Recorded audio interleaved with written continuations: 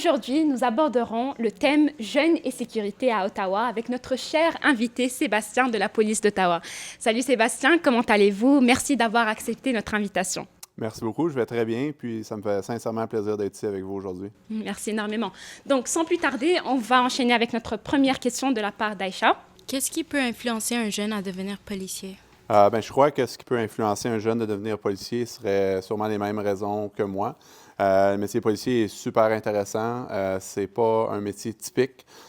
Donc, pour n'importe qui est intéressé de travailler dans la communauté, de ne pas travailler dans un bureau, donc d'avoir un véhicule de police comme bureau, c'est vraiment super. Une petite anecdote par rapport à ma progression académique et développement professionnel, c'est qu'il y a beaucoup de gens à qui je parle, surtout dans des événements communautaires, des jeunes, ils savent qu'est-ce que je veux faire. Je vais être policier, je vais être pompier, je veux faire ci, je veux faire ça. Moi, j'ignorais ce que je voulais faire jusqu'à ce que j'arrive en secondaire 4. Et puis, on avait un orienteur en carrière à notre école secondaire qui m'a fait faire une batterie de tests.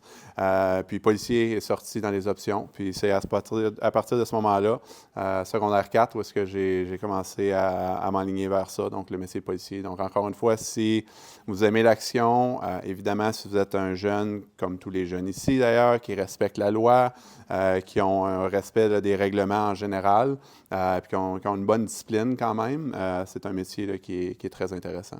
Si je comprends bien, donc on doit commencer dès notre plus jeune âge. Comme vous l'avez dit, vous avez commencé genre secondaire 4, c'est ça? Oui, secondaire 4. Donc, encore une fois, moi, je suis issu du système d'éducation québécois. Donc, pour devenir policier au Québec, après la graduation du secondaire, on doit être admis au cégep, donc qui est un collège, compléter des études en technique policière d'une durée de 3 ans. Et ensuite, on applique au Collège de police de Québec et ensuite, on est engagé. C'est similaire, ou ça peut être similaire en Ontario, mais l'éducation au niveau d'une technique policière n'est pas absolument requise. Donc, oui, commencer jeune, mais d'un autre côté, on accueille des nouveaux policiers. Dernièrement, une nouvelle policière, c'est une réorientation de carrière. Donc, ils ont fait quelque chose d'autre toute leur vie. Puis, soudainement, ça l'a allumé, puis ils se sont dit, ben, je pense que j'aimerais servir ma communauté. Puis, âgés dans la trentaine, dans la quarantaine, là, ils se joignent à nous pour travailler, puis ouais, s'amuser finalement. OK. Vous avez mentionné que vous êtes issu au Québec. Donc, qu'est-ce qui vous a incité à déménager ici en Ontario? C'est une excellente question. Donc, j'ai travaillé pendant 2 ans avec un service de police qui s'appelle le service de police de la MRC des Collines de l'Outaouais. Donc, c'est la région juste au nord de Gatineau. Donc, très beau, le parc La Gatineau, les sentiers, le tourisme et tout ça. Mais c'est considéré quand même comme un corps de police rural. Donc, au niveau de l'action, au niveau des possibilités pour moi d'un avancement de carrière, parce que c'était très petit au niveau du nombre de policiers et de policières. J'ai eu 2 de mes collègues, alors que j'étais là, qui ont appliqué pour transférer à Ottawa. Et puis c'est comme ça que j'ai commencé à m'intéresser au processus. J'ai fait des recherches. Et puis Ottawa, ce qui est bien de notre service de police, c'est qu'on engage, oui, des jeunes recrues qui sortent de l'école ou, comme je disais plus tôt, des gens qui réorientent leur carrière. Mais comme d'autres services de police aussi, on fait ce qu'on appelle des embauches latérales. Donc, c'est de reconnaître que des policiers actifs de d'autres services de police peuvent apporter beaucoup à la ville d'Ottawa. Et puis, c'est comme ça que je suis rentré finalement. Ça a été un processus assez fluide. Entre mon application et mon premier shift à Ottawa, il s'est écoulé 6 mois, qui est quand même relativement rapide. Donc, encore une fois, c'est ça, juste j'avais 23 ans quand j'ai commencé ici à Ottawa. Donc, c'était déjà avoir une perspective de carrière, de me dire, OK, est-ce que je veux être un patrouilleur sur la route pendant mes 30 années de carrière? Est-ce que je veux des fois, parce qu'à la MRC des Collines, j'avais des quarts de travail de nuit, aucun appel de service. Donc, c'est long, 12 heures là, à conduire en rond, puis toutes ces choses-là. Je m'ennuie de certains aspects de ce service de police-là, puis j'ai encore de très bons amis, de très bons contacts là-bas. Mais je ne regrette pas mon choix du tout là, d'être venu ici, justement, pour toute l'action, les belles rencontres que je peux faire, là, puis vraiment la diversité là, de cette ville-ci. OK, donc vous avez mentionné le Québec et Ottawa, mais moi, j'aimerais bien savoir pourquoi la Basse-Ville. Pourquoi la Basse-Ville? Excellente question. En toute franchise, j'ai été policier patrouilleur dans le sud de la ville, comme je l'appelle, donc autour de l'aéroport, Bank, Hunt Club. Donc, encore une fois, des secteurs résidentiels, des secteurs qui me font beaucoup penser à la Basse-Ville, où est-ce qu'il y a différents enjeux. Et puis, oui, j'ai toujours été intéressé à l'aspect proactif Je faisais même, alors que j'étais patrouilleur, des présentations, je ne veux pas dire semblables à celle-ci, c'est clairement un balado, mais où est-ce qu'il y a un groupe de jeunes et puis je parlais de mon expérience, on échangeait, je répondais à des questions. Donc, c'est vraiment dans cette veine-là que quand il y a eu un poste qui est ouvert pour la police communautaire, j'ai appliqué pour le concours. Ça donnait que c'était la Basseville, un quartier que je connaissais plutôt pour le côté ouest, donc du marché Bail, fréquentant les restaurants, les magasins, ces choses-là. Puis ça a été une découverte fantastique. Au niveau de la réalité policière aussi, de où je patrouillais, où est-ce qu'il y a beaucoup plus de résidences, il y a moins de défis comme les business, les refuges de sans-abri et tout ce qu'on connaît dans le secteur. Donc, pour moi, là, ça a vraiment été, ça m'a ouvert les yeux à une réalité différente. Puis aussi, ça m'a permis, de voir la perspective de comment, justement, Ottawa est une ville diversifiée, avec un grand territoire, puis des enjeux qu'on retrouve, oui, dans différents secteurs, mais aussi des enjeux là, complètement différents. Intense ici, c'est une bonne façon de décrire ça. Encore une fois, un policier patrouilleur que tout ce qu'il connaît ou ce qu'elle connaît est la routine de la patrouille dans le sud de la ville, appelons-le comme ça. Ça peut être qualifié comme étant un petit peu plus lent qu'ici. J'écoutais là, les ondes radio plutôt, là, des ondes radio centrales, parce que dans notre ville, elle est tellement grande qu'on a différentes zones radio. Puis c'était non-stop, là. C'était un appel après l'autre, puis ça continuait. Puis c'est sûr que ça fait 8 ans maintenant que je ne suis plus dans le sud de la ville, donc ça a sûrement évolué. Mais encore une fois, là, au niveau de la fréquence des appels, de l'activité sur la radio, c'est généralement beaucoup moins occupé que celui ici. Mais encore une fois, différents enjeux. J'ai plusieurs appels dont je me rappelle que j'ai pris dans le sud que je ne verrais jamais ici, mais qui m'ont tenu occupé une journée de temps, soit par l'aspect administratif, par l'aspect soutien à la victime, par l'aspect vraiment, là, il y a tellement de variables différentes à différents appels.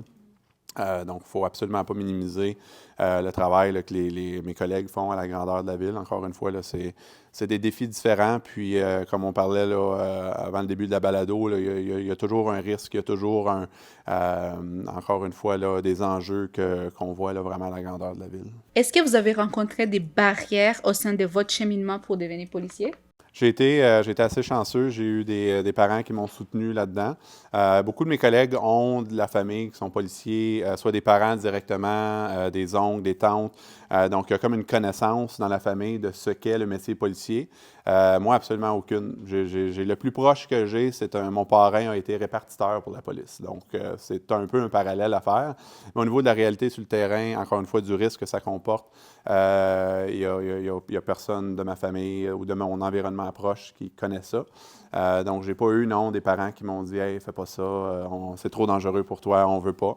Ils m'ont toujours soutenu, point de vue académique. Il y a l'aspect financier aussi qui rentre en ligne de compte quand on poursuit ces études-là. Donc, j'ai eu leur soutien, j'ai bénéficié de ça. Le seul obstacle que j'ai eu, ou peut-être défi un peu plus, c'est que pour toutes sortes de raisons, des distractions, l'assiduité au travail, j'avais pas les meilleures notes quand j'ai gradué de ma technique policière. Comme moi. Ça arrive, j'ai réussi, j'ai bien réussi, mais l'École nationale de police, où est-ce que je vous ai dit que la dernière étape, c'est contingenté. Donc, ne rentre pas qui veut, ça prend des bonnes notes, tout ça. Puis, il y a un processus, il y a des cohortes qui rentrent aux 5 semaines. Il y a 3 cohortes à la fois. Donc, la plus ancienne accueille la nouvelle, et ainsi de suite, il y a un roulement qui se fait. Donc, tout ça pour dire que moi, compte tenu de mes notes, j'ai gradué évidemment au mois de juin du cégep. Je ne suis pas rentré au mois de septembre, je ne suis pas rentré, ainsi de suite, jusqu'au printemps. Donc là, je me retrouvais à commencer à stresser parce que si je n'étais pas rentré avant le mois de juin, je me questionnais à voir, est-ce que là, maintenant, un an plus tard que moi au cégep, avec des super bonnes notes, est-ce que je me retrouve à compétitionner avec eux? Est-ce que je me retrouve dans ce cercle vicieux-là de jamais avoir les assez bonnes notes? Je pense qu'il y a un système à l'École nationale de police qui est mieux adapté pour justement accueillir quand même tout le monde. Puis, je suis rentré au mois d'avril, finalement. Donc, à mi-année. Donc, j'étais quand même pas dans les meilleurs, mais pas dans les pires. Donc, ça a vraiment été moyen, c'est ça. Puis la moyenne, c'est bon. Fait que, donc, je vous dirais pas mal, c'est la seule chose. Sinon, ben les défis qu'on connaît tous, là, de l'aspect académique, étudier, travailler fort, il y avait des tests physiques, donc se mettre en forme pour ça, mais jamais est-ce que j'ai senti que c'était particulièrement C'était difficile, mais j'avais confiance en moi que je pouvais atteindre les objectifs, puis me voici. Restons dans ce côté familial. Je sais, dans notre événement dernier, vous avez mentionné comme quoi vous avez 2 fils, c'est ça? Un fils et une fille. Un fils et une fille. Donc, est-ce que vous recommandiez à vos enfants ce métier-là? Je veux me donner le temps de les voir évoluer. Petite anecdote par rapport à mon fils, il a 7 ans et il croit qu'une carrière est composée d'une dizaine de métiers. Donc, il veut être policier, il veut être pompier, il veut être conducteur de monster truck. OK, c'est bien. Il veut être dans l'armée, il veut être joueur de golf. Il y a une diversité. Okay. Donc, je veux vraiment lui donner le temps. Mais ce que je m'engage à faire pour mes enfants, puis quiconque de mon entourage, c'est vraiment de dresser un portrait clair de ce que c'est. C'est vrai, c'est vrai. Il y a des défis. On en parlait plus tôt. J'ai eu des incidents où est-ce que j'ai craint pour ma vie. Il y a un risque. Donc, je vais vouloir m'assurer si mon fils et ou ma fille veulent poursuivre ça. Qui viennent faire un ride-along, qui viennent voir la réalité, puis ils vont entendre mes histoires. Ça va faire partie de ça. Donc, comme je disais d'entrée de jeu, pour les jeunes qui sont intéressés, c'est un super beau métier. Il y a vraiment plein d'aspects positifs. Puis je ne vous dirais pas que le risque est nécessairement un aspect négatif, mais c'est définitivement quelque chose à tenir en ligne de compte quand on s'engage ou quand on veut s'engager là, dans cette optique-là. Ouais. Il y a parfois de peur pour nous, les jeunes, de devenir policiers, surtout les jeunes racialisés. Ils croient que des policiers vont le faire mal, genre, ils croient que, genre, un policier avec un fusil, genre, ça fait peur. Comment la police d'Ottawa approche-t-elle cette situation? Bien, c'est sûr qu'on est conscient de ce sentiment-là, partagé par les jeunes ou par plein de gens, finalement, dans notre communauté. C'est un défi qu'on doit surmonter. Puis je dis surmonter, mais je pense qu'on doit juste accepter qu'il va toujours avoir des gens qui vont avoir cette perception-là de nous, pardon. Oui, il y a des incidents qui se passent, qui sont évidemment rapportés dans les médias, des incidents très fâcheux, justement, de profilage racial ou de vraiment là, de très mauvais jugements employés par des policiers. Mais je vous dirais que ces incidents-là sont quand même limités à Ottawa. Souvent, c'est rapporté par les médias internationaux, avec les médias sociaux. Sky's the limit, il peut y en avoir tellement de choses. Puis je vous dirais aussi pour, malheureusement, trop d'incidents qui sont légitimement, pas légitimement, mais qui sont véridiquement pas corrects, que ça n'a pas bien été fait. Je vous dirais, on n'a pas les statistiques, mais je vous dirais qu'il y en a quand même beaucoup que, encore une fois, par le TikTok ou par l'Instagram, c'est spiné pour sembler que c'est pas correct ce que le policier a fait, mais si on pouvait avoir un outil magique puis voir 100% de l'interaction, on verrait que tout est légitime finalement. Puis il a été bien fait, puis il n'a pas été fondé sur du profilage, mais en fait sur une collecte d'éléments qui ont mené à l'interpellation ou à l'arrestation. Fait que ça, c'est sûr que c'est des choses qui sont très difficiles à contrôler. Ce que je pense qui est notre meilleur atout, la police d'Ottawa, c'est mon équipe, c'est l'équipe des policiers communautaires. Notre rôle est vraiment d'être la personne qui se présente aux événements communautaires, comme celle qu'on a eue, qui a les conversations, qui répond aux questions.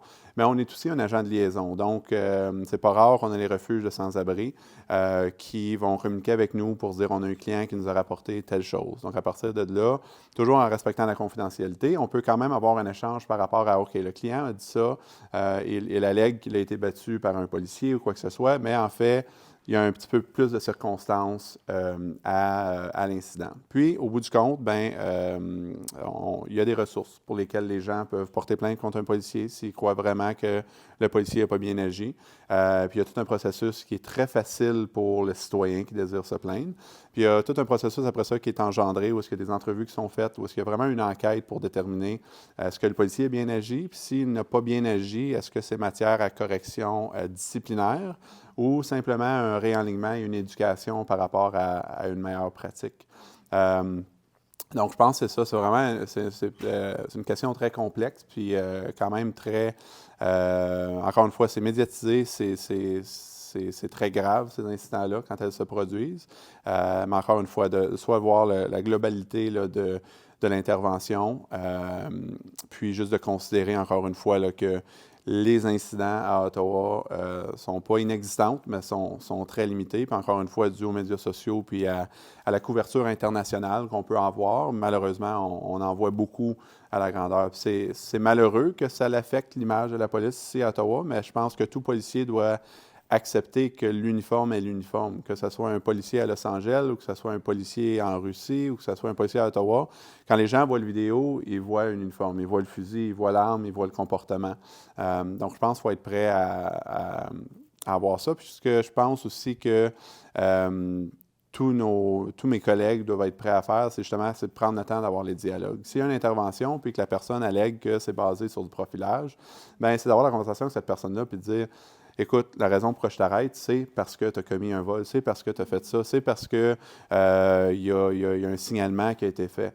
Puis, à partir de là, c'est encore une fois, là, c'est d'être transparent aussi. Je pense que la transparence, c'est très important.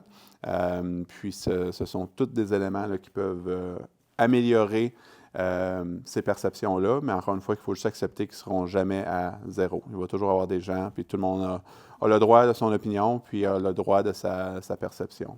Vraiment. J'ai aussi une question. Avez-vous été déjà dans une situation là où un jeune s'est fait racialiser par un de vos collègues? Bonne question. J'ai été dans des situations où est-ce que soit, encore une fois, le jeune était dans un groupe, soit les intervenants aussi dans certains contextes où les jeunes alléguaient que c'était du profilage, mais de mon vécu et de ce que je connais, il y avait d'autres informations. Que peut-être, justement, ça revenait un peu comme ce que je disais, ma longue réponse à la question plus tôt, c'est qu'il y a toujours deux côtés à la médaille. Puis nous, on est limité aussi. Hein? Si on fait une arrestation, cette personne-là qu'on arrête, elle a le droit à sa vie privée, même si c'est dans le public. On n'a pas le choix de l'arrêter dans le public. On ne peut pas commencer à expliquer au public puis aux gens de son entourage pourquoi on l'arrête. Puis cette personne-là, après ça, sera libre d'être libérée puis de dire ce qu'elle veut par rapport à son histoire. Donc, la réponse courte, non. Mais encore une fois, j'ai été dans des situations où est-ce que c'était allégué que c'était la raison, alors que, comme je vous explique, il y avait beaucoup d'autres éléments qui menaient à l'interaction et l'arrestation. Ouais. Alors, selon vous, comment gagner la confiance des jeunes qui vivent à Ottawa et parfois issus de quartiers difficiles comme le nôtre, la Basse-Ville? L'exemple qui me vient en tête, c'est quelque chose que j'ai fait cette semaine. Donc, on a une unité jeunesse avec la police d'Ottawa qui sont relativement nouveaux, qui développent des liens forts avec la communauté. Puis un des liens qu'ils ont, c'est avec le Boys and Girls Club. Puis on organisé une partie de hockey à laquelle j'ai participé mercredi dernier avec des jeunes qui utilisent les services du Boys and Girls Club. Donc on a eu beaucoup de plaisir, on a fraternisé, on a parlé, après ça on a partagé une bonne pizza au centre du Boys and Girls Club. Je pense à notre Winterfest qu'on a fait il y a 2 semaines. Encore une fois, les jeunes, tout le monde est invité à participer.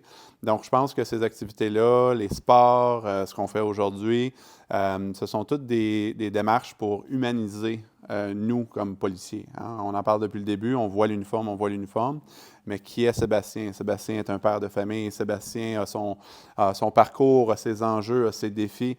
Donc, ces conversations-là, je les ai avec tous les membres de la communauté. Puis ça me fait toujours plaisir de les avoir avec les jeunes aussi. Puis je pense que c'est vraiment par toute approche qui nous rend plus humains qu'on va arriver à cet objectif-là que tu m'as demandé. Pour les jeunes, comme pour tous les membres de la communauté, c'est sûr qu'on a beaucoup de policiers sur nos routes. On a des policiers patrouilleurs, on a des policiers des équipes de ressources de quartier. Donc, on est là pour répondre aux besoins des citoyens. Mais encore une fois, on doit savoir qu'il y a des besoins. Donc, on encourage toujours les gens aussi à signaler des crimes, à signaler les choses qu'ils voient. Donc, on peut appeler le 911, évidemment, quand notre sécurité est compromise, quand on a vraiment peur pour soit notre vie ou notre sécurité, ou s'il y a un crime en cours. Donc, si on est témoin de quelqu'un qui casse une vitre de magasin, des choses comme ça. Et puis, à partir de là, c'est justement de faire le signalement pour que nous, on peut être envoyés pour répondre à l'appel. Puis, l'autre chose aussi qui est important de sensibiliser les gens, c'est vraiment l'aspect qu'on est tous un peu responsables de notre propre sécurité. Donc, il y a plusieurs gens qui pourraient être vulnérables.